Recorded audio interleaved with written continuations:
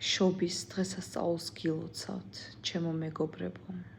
სიყვარული მინდა დაიბადოს თქვენს გულებში. ყველანაირი საქმე გეკეთებინოთ სიყვარულით. პირველ რიგში გქონოდეთ თქვენი თავის სიყვარული, რადგან ადამიანს საკუთარი თავის სიყვარული აკეთებინებს ძალიან ბევრ რამეს.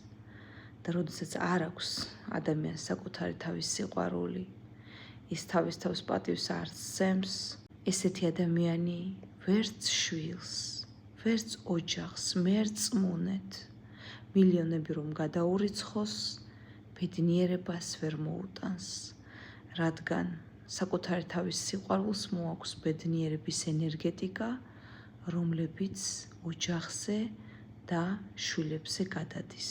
ამიტომ მე გისურვებთ, რომ სიყვარული დაიბადოს თქვენს ორგანიზმში, სულში, გულში, შობასთან ერთად, ქრისტეს შობასთან ერთად, როგორც ეს სანთელია წყვილად აქ, ისე ვისაც წყვილი გაკლიათ, მეუღლე არ გყავთ, მალე დაქორწინებას გისურვებთ, ვისაც გინდათ რომ მეორე ნახევარი გყავდეთ, ასევე გყავდეთ. მე თუ მკითხავს ადამიანს რას უსურვებ ამ დღეს, კონკრეტულად ამ დღეს, სიმშვიდეს, ჯანმრთელობას, სიყვარულს და სიყვარულის გავრცელება მხოლოდ ისეთ ხალხში, ვინც თქვენთვის მისაღები და სასურველია. ისეთ ადამიანებსაც ვის არ ეკუთვნით, ეგეთ ადამიანებთან კონტაქტი უნდა გაწყვიტოთ.